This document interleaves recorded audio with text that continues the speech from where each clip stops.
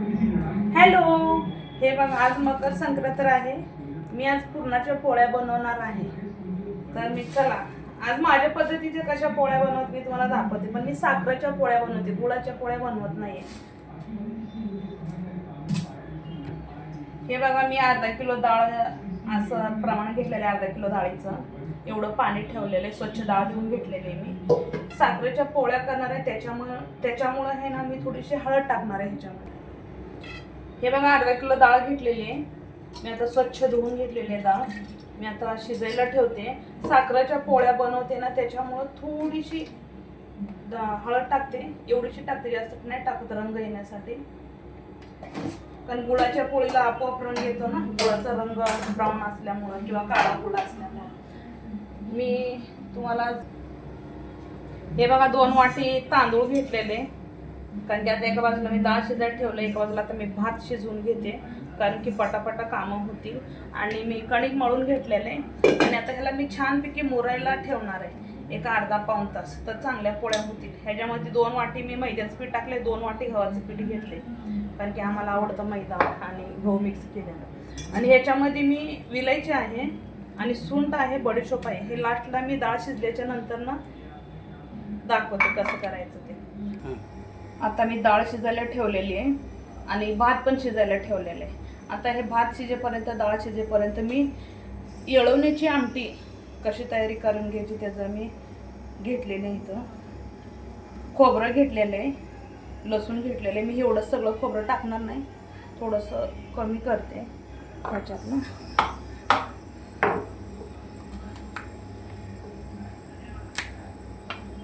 हे बघा एक टमाटर घेतले, लसूण घेतले. मी आमटीची तयारी करते. एवढं आता सगळं मी वाटण मिक्सरला लावून घेते.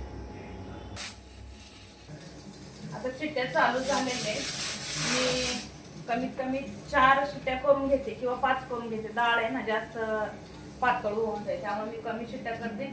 लागलंच कच्ची डाळ राहिली तर परत कुकर लावून घेते. हे बघा मिक्सरला मसाले सगळं वाटून झालेले. मी आता भजी बनवणार आहे पोळ्यासोबत. भजीची ना तयारी करणार आहे, कांदा वगैरे कट करणार आहे. चालेल. हे बघा मी कांदे घेतलेत भजी करण्यासाठी. भजीची तयारी करते. आणि पोळ्या म्हणलं का भजी आलेच. भजी आवडतात ना पोळ्यासोबत खायला. जरा थोडं भजीसाठी कांदा घेतलेत ना, पण मी हा कांदा चाकूने कट करत नाही किंवा विळीने करत नाही.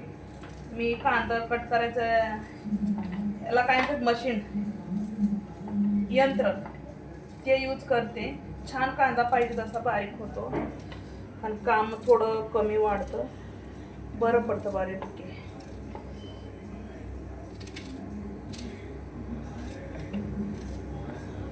असं याला प्रेस करायचं.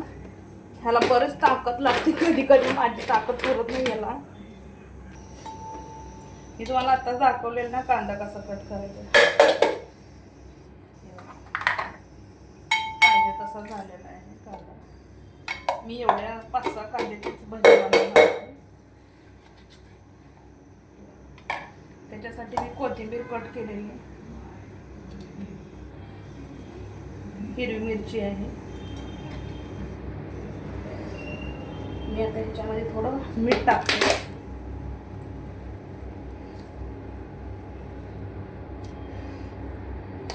ओवा आणि सोडा. ओवा थोडा जास्त टाकते, कारण की पोट गॅस वगैरे पकडणार नाही.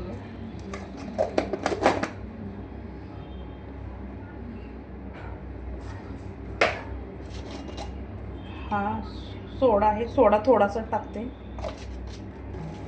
हे बघा मी याच्यामध्ये हे सगळं घेतले ना, कांदा घेते, त्याच्यामध्ये हे टाकते मी बेसन. 2 3 4 आणि 5.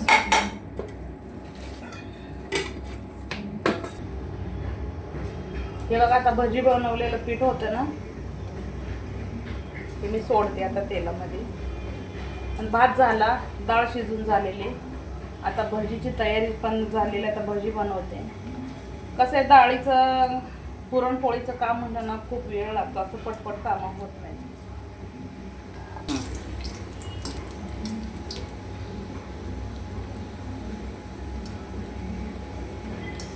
मस्त लाल भाजून घ्यायची भजी. मी असे एवढं पीठ मळलेलं आहे, म्हणजे आम्हाला फॅमिलीला 14 माणसं आहे ना, तर आम्हाला बास होऊन जाईल एवढे भजी. एवढा मस्त रंग आलाय. तरी पण आज भजी कसं जरा कच्चे राहतात, जरा असं दाबायचं. कच्चं खाणं आपल्या शरीराला चांगलं नसतं.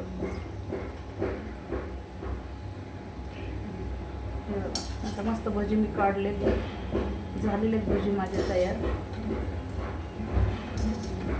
आणि पुरणाच्या पोळ्या बनवायच्या बरेच कामं आहेत मला. सगळं तेल असं, हे बघा मस्तपैकी डाळ शिजलेली आहे. आता मी डाळ ह्याच्यामध्ये काढते चाळणीमध्ये. ही माझी सेपरेट चाळण आहे डाळ काढण्याची. आणि एका बाजूला मी भजी पण करते. आता भजी माझे बनवून तयार झालेले आहेत. हे बघा भजी बनवलेले आहेत मस्तपैकी. भजी पण झालेत. आता डाळीला मी तडका देईन, चटका.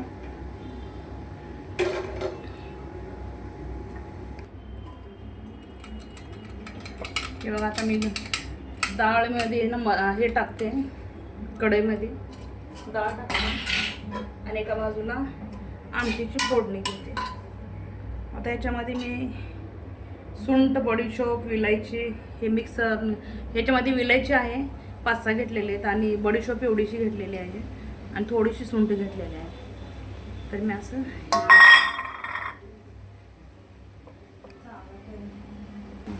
अर्धा किलो डाळ आहे ना, तर मी अशी 1.5 पावशेर साखर टाकते. तरी पण थोडंसं कमीच ठेवते, लागलं तर मी परत टाकू शकते. आता मी एक जीव करून घेते.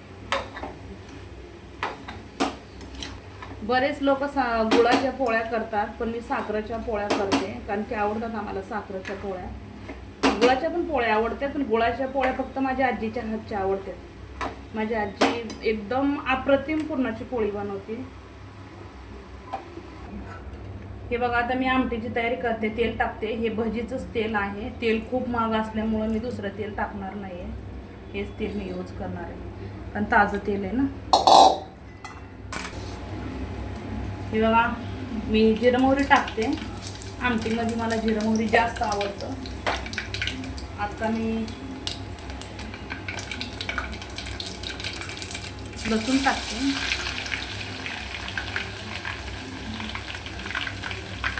हा कढीपत्ता आहे. आमटीला आवर्जून कढीपत्ता टाका, कारण की आमटी कढीपत्त्याशिवाय मस्त लागत नाहीये. कढीपत्ता असेल तरच आमटीला फ्लेवर येतो. आता हे मागा मी वाटण लावलेले, हे सगळं वाटण मी टाकते ह्याच्यामध्ये.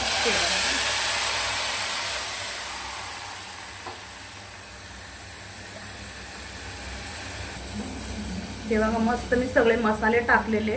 आता ह्याच्यामध्ये माझा घरगुती मसाला टाकणार आहे गावाकडचा. मी त्याचा व्यतिरिक्त दुसरं काही टाकत नाही आमटीमध्ये. हे 2 चमचे, हे 3 किंवा एवढंच बस. आणि हळद टाकते.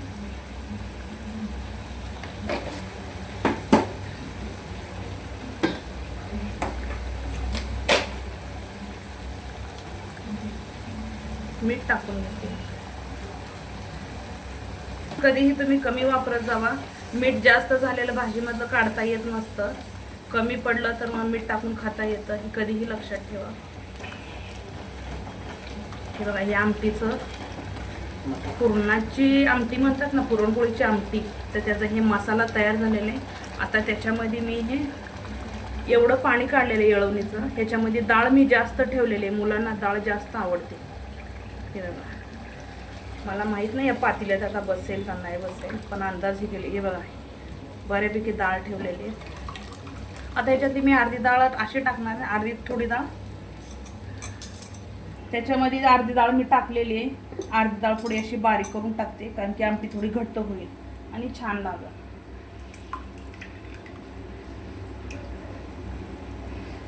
हे मी भांड चेंज करते, ह्याच्यामध्ये आमटी बसत नाही. काढले मला अंदाज कळाला नाही. आमटी म्हणलं का 2 दिवसाची जास्त बनवते मी.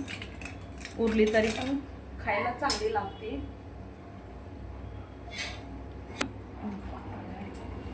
चालू केलं. हे बघा मस्त आमटी बनलेली आहे. आता हिला कमी कमी अर्धा तास किंवा 15 मिनिटं मी तिला चांगली शिजू देणार आहे. अगदी तेल इतकी तर्री येते ना, जसं काय तवा माशाची किंवा मटणाची भाजी असल्यासारखं ह्याला तर्री येईल. मग तुम्ही म्हणाल हे बघा मस्त तर्री आली. मी म्हटले ना तुम्हाला मस्त तर्री येते. मस्त आमटी झालेली आहे. हे बघा पीठ किती छान मस्त मुरलेलं आहे. पीठ एकजीव झालेलं आहे. आणि हे मी पुरणाची डाळ वाटून घेतलेली चाळणी आहे, चाळणीनं वाटते. आधीच्या काळामध्ये माझी आजी आहे ना वरवंट्यावरती पाटा आणि दगड होतं, त्याच्यावर पुरण वाटायचे. मस्त पुरणाच्या पोळ्या बनायच्या. आता कसं सगळं बदललेलं आहे ना.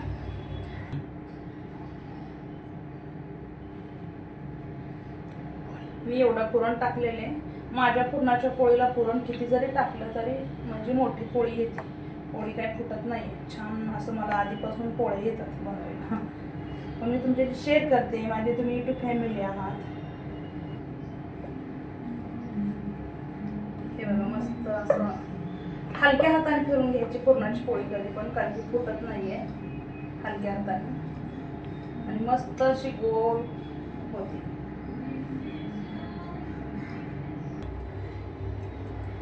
आज बघा फक्त तेल यूज करते, तूप संपलेलं आहे. आज तेलाच्या पोळ्या आहेत. मी बाहेरचं तूप खात नाही, त्यामुळे तेलच यूज करते पोळ्यांना. नाहीतर माझ्या तुपाच्या पोळ्या पण खूप छान असतात.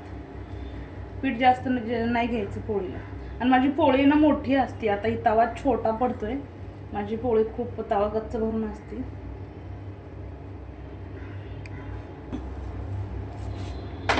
वाव, हे बघा किती मस्त असं पोळीला रंग आलेला आहे आणि छान भाजते पोळी. हे बघा मी तेल लावते पोळीला. मी प्रत्येक सण साजरा करते. आपले पाडवा असो, संक्रांत असो किंवा दिवाळी तर आपला आवडता सण आहे. कारण त्याच्या निमित्ताने मुलांना खायला मिळतं, आपल्याला खायला मिळतं. हे बघा मी खाली बटर पेपर टाकलेले आणि असं पोळी मी काढलेली मस्त. हे बघा कधी पण पोळी चांगली भाजून घ्यायची, खायला चांगली मजा येते. आणि याच्यावर थोडंसं तूप टाकलेलं. आ हा हा.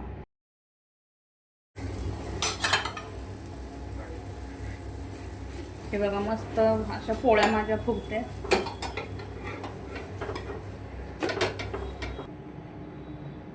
हे बघा 2 पोळे घेतलेत, भजी, भात, आमटी आहे, दूध आहे.